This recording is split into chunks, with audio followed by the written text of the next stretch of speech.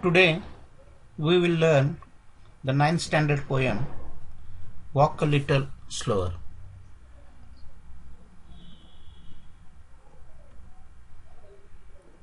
First of all, we will start with our chit-chat activity. Form pairs of or groups of 4. Use these questions to start a conversation with your friends. सर्वप्रथम आपण मित्रांचे group करून घ्यायचे आहेत किंवा जोडी तयार करायची आणि खाली दिलेले जे प्रश्न आहेत त्या प्रश्नांनी आपण आपल्या मित्रांच्या बरोबर संवाद साधायचा आहे. पहिला प्रश्न आहे, the first question is, are you a talkative person? Second one, do you like to share your thoughts?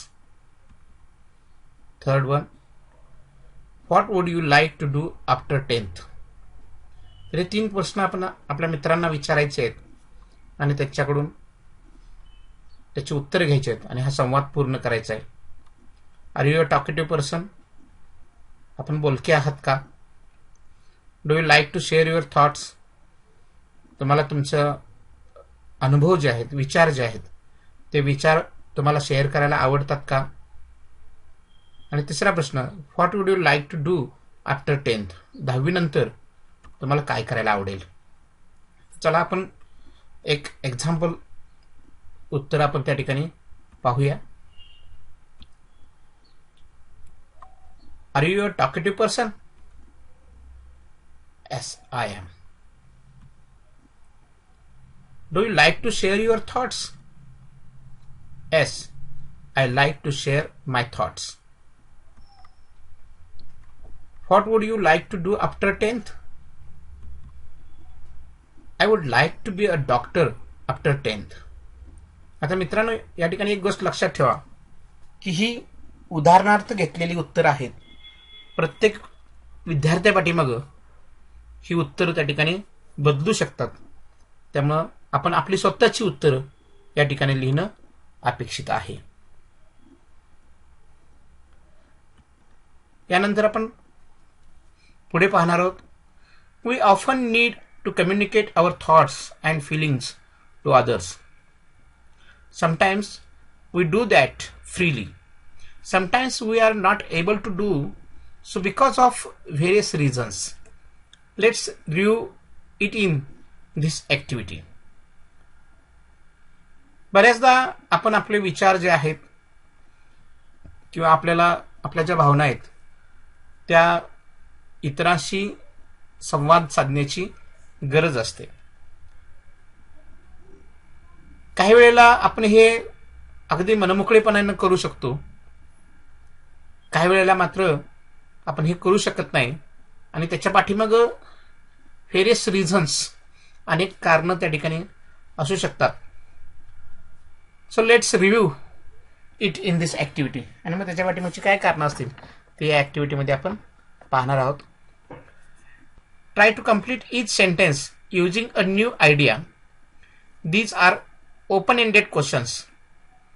You and your friends need not write the same answer. खाली काही वाक्य आहेत, ती वाक्य त्या ठिकाणी आपण आपल्या नवीन आयडिया, नवीन कल्पना वापरून त्या ठिकाणी पूर्ण करायचे आहेत. लक्षात ठेवा की हे मुक्त क्वेश्चन्स आहेत. याची उत्तरं वेगवेगळी येऊ शकतात. तुम्ही आणि तुमची उत्तरं जी आहेत, तुम्ही आणि तुमचा मित्र, हे जे प्रश्न आहेत त्या प्रश्नांचं एकसारखं उत्तर लिहिणं या ठिकाणी अपेक्षित नाही किंवा गरजेचंही नाही. चला मग आपण ते प्रश्न पाहूया. Form groups of 4 to 6. Discuss the following with your friends in the group and then complete the sentence. The first sentence is, I would like to talk to. मला हे बोलायला आवडेल. तर आपल्याला काय बोलायला आवडेल, कुणाबरोबर आपल्याला बोलायला हे आवडेल हे आपण पाहणार आहोत. First, I would like to talk to my mother about. मला माझ्या आईबरोबर ही गोष्ट बोलायला आवडेल. तर या ठिकाणी हे एक्झाम्पल आपल्याला कंप्लीट करून दिलेलं आहे I would like to talk to my mother about swimming lessons. Second, I would like to talk to my father about dash dash. Next, I would like to talk to my teacher about dash dash. I would like to talk to my best friend about dash dash. I would like to talk to my grandparents about dash dash. And I would like to talk to my neighbors about dash dash. तर या ठिकाणी हे sentence complete करायसाठी दिलेला आहे chart आपल्याला, आणि ज्या रिकाम्या जागा दिलेल्या आहेत त्या रिकाम्या जागा या ठिकाणी आपण पूर्ण करणार आहोत. चला तर मग आपण ते पाहूया. खरं तर विद्यार्थ्यांनी हे स्वतः त्या ठिकाणी वाक्य कंप्लीट करायचा प्रथमतः प्रयत्न करायचा आहे आणि मग हा व्हिडिओ पुढे पाहायचा आहे. चला आपण याची उत्तर काय असू शकतात ते आपण पाहणार आहोत. लक्षात घ्या, या प्रत्येकाचं उत्तर वेगवेगळं असू शकतं. I would like to talk to my mother about swimming lessons. I would like to talk to my father about football matches. I would like to talk to my teacher about the essay competition. I would like to talk to my best friend about my dreams. I would like to talk to my grandparents about school. And I would like to talk to my neighbors about their pet dog. तर ही त्याची उत्तर आहेत आणि प्रत्येक विद्यार्थ्याप्रमाणे प्रत्येक व्यक्तीप्रमाणे ही उत्तर त्या ठिकाणी बदलू शकतात. उदाहरणार्थ, I would like to talk to my father about my studies. I would like to talk to my father about my future plans. So these are some examples. We start the next sentence. The next sentence is I would like to learn to. म्हणजे मला ही गोष्ट एखादी गोष्ट मला शिकायला आवडेल. बघूया. I would like to learn to dash dash from my best friend. आता ही कुणाकडून आपल्याला गोष्ट शिकायला आवडेल, तर माय बेस्ट फ्रेंड कडून मला कोणती गोष्ट शिकायला आवडेल. अशा पद्धतीचे प्रश्न आहेत. वेगवेगळ्या व्यक्तींची नावं येतील, वेगवेगळ्या व्यक्ती येतील आणि त्याप्रमाणे आपण कोणाकडून काय शिकायला आपल्याला आवडेल ते आपण बघणार आहोत. I would like to learn to dash dash from my grandmother. I would like to learn to dash dash from my teacher. I would like to learn to dash dash my neighbor. I would like to learn to dash dash from my cousin. I would like to learn to. इथे मी total रिकामी जागा ठेवलेली आहे. तुम्हाला तुमच्या इच्छेप्रमाणे इथं एखाद्या व्यक्तीचं नाव तुम्ही लिहायचं आहे. तर याची उत्तर अपेक्षित उत्तर कशा पद्धतीने असू शकतात हे त्या ठिकाणी आपण आता पाहणार आहोत. I would like to learn to become obedient from my best friend. म्हणजे आपला एखादा मित्र खूपच आज्ञाधारक आहे, तर त्याच्याकडून आपल्याला काय शिकण्यासारखं आहे, तर त्याचा ओबिडियंटपणा जो आहे तो आपल्याला त्या ठिकाणी शिकण्यासारखा आहे. कसं असावं माणसानं, तर ओबिडियंट असावं. कुणाकडून आपण हे बघणार आहोत, तर माय बेस्ट फ्रेंडकडून बघणार आहोत, शिकणार आहोत आपण. तर अशा पद्धतीने आपण आता ही वाक्य पुढची बघणार आहोत. I would like to learn to be loving and kind from my grandmother. म्हणजे प्रेमळ आणि दयाळू कसं बनायचं हे मी माझ्या आजीकडून त्या ठिकाणी शिकणार आहोत, ग्रँडमदरकडून. I would like to learn to be hardworking from my teacher. I would like to learn to be sincere from my neighbor. I would like to learn to play chess from my cousin. I would like to learn to, हे तुम्ही स्वतः वाक्य त्या ठिकाणी तयार करायचं आहे.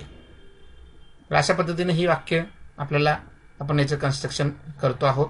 ही सगळी वाक्य आपण आपल्या मनाची त्या ठिकाणी कंप्लीट करायची आहेत. आपण नेक्स्ट सेंटेन्स पाहणार आहोत. I hesitate to talk to my dash dash about my studies. माझ्या अभ्यासाबद्दल माझ्या ह्या व्यक्तीबरोबर आपल्याला बोलायला मला थोडंसं मी कच खातो. तर ते कोणाबरोबर बोलायला आणि कोणत्या विषयाबद्दल बोलायला आपण कच खातो ते आपण याच्यामध्ये या सेंटेन्स कन्स्ट्रक्शनमध्ये आपण बघणार आहोत. I hesitate to talk to my dash dash about my studies. I hesitate to talk to my dash dash about the way he or she talks to my friend. I hesitate to talk to my dash dash about what I would like to do in future. I hesitate to talk to my dash dash about how I want to spend my holidays. I hesitate to talk to my dash dash about my favorite movies. And I hesitate to talk to my dash dash about the things I want to buy. तर ही construction ही sentences आहेत. हे sentences आपण बघणार आहोत.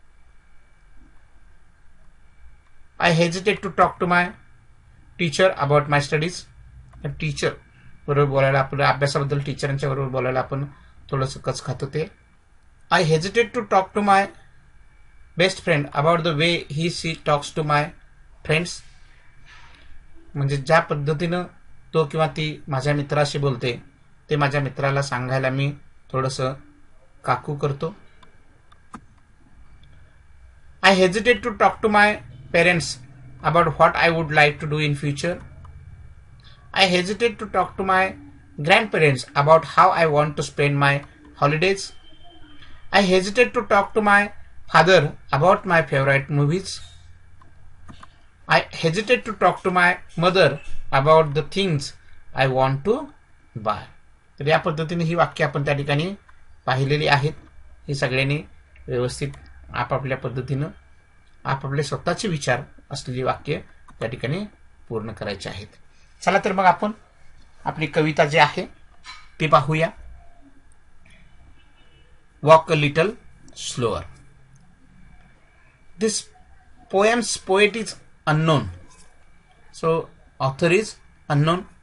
ही कविता कोणी लिहिलेली आहे ते माहीत नाही, त्यामुळं या ठिकाणी ही कविता अननोन, ऑथर अननोन असं या ठिकाणी आलेले आहे. पहा, चला तर मग आपण ही कविता प्रथमतः वाचून घेऊया.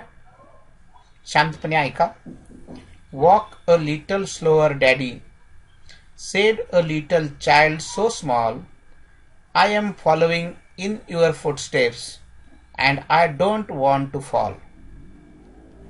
Sometimes your steps are very fast, sometimes they are hard to see, so walk a little slower daddy, for you are leading me.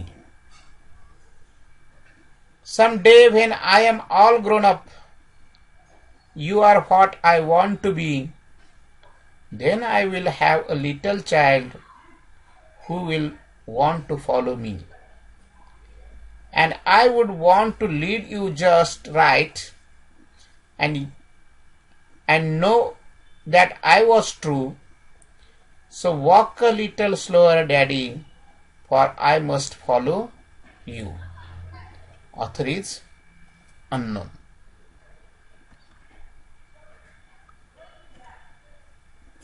Let's see summary. In this poem, the poet speaks about a child who is asking his daddy to walk slowly. Since he is leading his son and the son wants to follow in the father's footsteps. When the son grows up, he too will walk slowly and lead his son correctly. The poet implies that the child wants to understand his father's actions better. The child would act the same way. The child would not want to make mistakes when he grew up. खूप सुंदर अशी ही कविता त्या ठिकाणी इथं आहे. आपण त्याचा stanza bye stanza अर्थ बघणार आहोत. प्रत्येक लहान मूल हे खरं पाहिलं तर मोठ्यांचं अनुकरण करत असतं. त्यामुळे पुढची पिढी उत्तम घडावी यासाठी मागील पिढीचे योग्य दिशादर्शन त्यांना मिळणं हे अत्यंत गरजेचं असतं. म्हणूनच सदर कवितेतील जे लहान बाळ आहे त्या लहान बाळाने वडिलांना केलेली जी विनंती आहे ती विनंती या कवितेमध्ये आपल्याला व्यक्त होताना पाहायला मिळते. चला पाहूया आपण. Stanza number 1. Walk a little slower, Daddy, said a little child so small. I am following in your footsteps, and I don't want to fall. याच्यामध्ये शब्दार्थ आपण पाहूया. To fall here means do not want to be unsuccessful in achieving something. या कवितेमध्ये एखादी गोष्ट प्राप्त करण्यामध्ये त्याला अपयश येणार नाही अशी इच्छा तो व्यक्त करतोय आणि त्या अर्थानं या ठिकाणी तो शब्द त्यानं कवीनं या ठिकाणी वापरलेला आहे. Following in your footsteps, to do the same thing as someone else, म्हणजे एखाद्याच्या पावलावरती पाऊल टाकून पुढे जाणे या अर्थानं हा शब्द त्या ठिकाणी वापरलेले आहे, ही फ्रेज वापरलेली आहे. चला आपण अर्थ पाहूया. Walk a little slower, Daddy, said a little child so small. I am following in your footsteps and I don't want to fall. तर या कवितेतला जो मुलगा आहे, बाळ आहे, ते बाळ आपल्या वडिलांना म्हणते, बाबा तुम्ही थोडे सावकाश चाला. अशी विनंती बालक आपल्या वडिलांना करीत आहे आणि तो म्हणतो, तुमच्या पावलावरती पाऊल ठेवून मी चालत आहे आणि मला अडखळून पडण्याची अजिबात इच्छा नाही. म्हणजेच बालकाला वडिलाप्रमाणे आपले जीवन जगायचे आहे आणि त्यात अपयश येऊ नये अशी त्याची इच्छा आहे. त्यामुळे तो आपल्या वडिलांना सांगतोय की तुम्ही सावकाशपणे चाललात तर मीही तुमचे अनुकरण करून तुमच्याप्रमाणे योग्य मार्गाने आयुष्याची वाटचाल करू शकेन.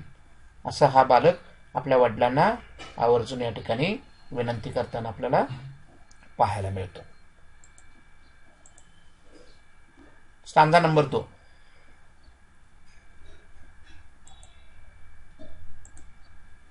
Sometimes your steps are very fast, sometimes they are hard to see. So walk a little slower, Daddy, for you are leading me. हा सुद्धा छान एक्स्ट्रॅक्ट स्टांजा या ठिकाणी इथं आपल्याला पाहायला मिळतो. याच्यामधले अवघड शब्द आहेत.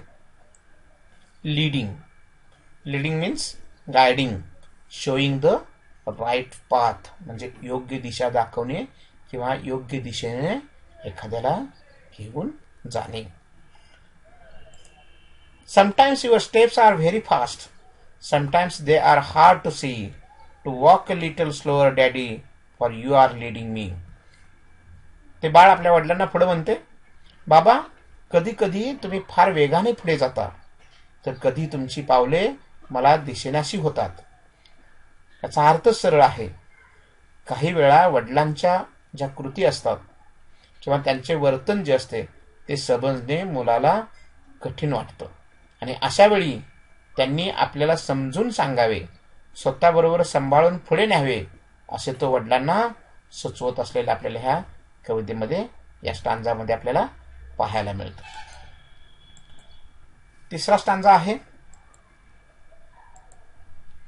Someday when I am all grown up, you are what I want to be. Then I will have a little child who will want to follow me. या स्टांजामधले शब्द पहा. ग्रोन अप, ग्रोन अप म्हणजे adult, प्रौढ व्यक्ती म्हणजे मोठे झाल्यावर. Someday when I am all grown up, you are what I want to be. Then I will have a little child who will want to follow me. तर बालक आपल्या वडिलांना सांगतो, मोठा झाल्यावर मला तुमच्यासारखेच व्हायचे आहे आणि त्यावेळी माझे लहान मूल देखील त्याच्या वडिलांचे म्हणजे माझेच अनुकरण करणार आहे. याचा अर्थच सरळ आहे की कवितेतील बालक मोठा होऊन आपल्या वडिलांच्या प्रमाणे मोठा बनू इच्छितो आहे आणि त्यामुळं तो आपल्या वडिलांना विनंती करतोय, walk slower daddy, walk slower daddy. Last Sanja. And I would want to lead just right and know that I was true. So walk a little slower, Daddy, for I must follow you. शब्दार्थ. इथे एक phrase आहे, lead just right, म्हणजे एखाद्या समोर आपण आदर्श ठेवणे. And I would want to lead just right and know that I was true. So walk a little slower, Daddy, for I must follow you. आणि ह्या शेवटच्या स्टांजामध्ये बालक आपल्या वडिलांना विनंती करताना म्हणते, आणि आपले भविष्यातील मूल जेव्हा आपले अनुकरण करणार आहे याची ज्यावेळेला ह्या बालकाला सुद्धा जाणीव आहे, कारण प्रत्येक पुढची पिढी मागच्या पिढीचा आदर्श आपल्यासमोर ठेवत असते आणि म्हणूनच या ठिकाणी बालकाला वाटते की त्याने योग्य मार्ग निवडला पाहिजे, सत्याच्या वाटेवरून चाललं पाहिजे. त्यासाठी तो आपल्या वडिलांना धीमा गतीनं पुढे जाण्यास सांगतो. वडील आपले दिशादर्शक आहेतच आणि त्यांनी दाखवलेली दिशा योग्यरित्या समजून त्यानुसार आपले जीवन घडवणे त्याला महत्त्वाचे वाटते, कारण पुढे जाऊन येणारी पिढीही त्याचेच अनुकरण करणार आहे हे त्या लहान बालकाला सुद्धा ठाऊक आहे. आणि म्हणूनच तो आत्ताच आपल्या वडिलांसारखं आदर्श व्यक्ती होण्यासाठी धडपडताना आपल्याला पाहायला मिळतो, प्रयत्न करताना आपल्याला पाहायला मिळतो. आणि आपल्या वडिलांसारखं आयुष्य आपण जगावं यासाठी आपल्या वडिलांचा आदर्श आपल्या डोळ्यासमोर असावा, म्हणून तो वडिलांना विनंती करतोय की walk a little slower daddy, walk a little slower.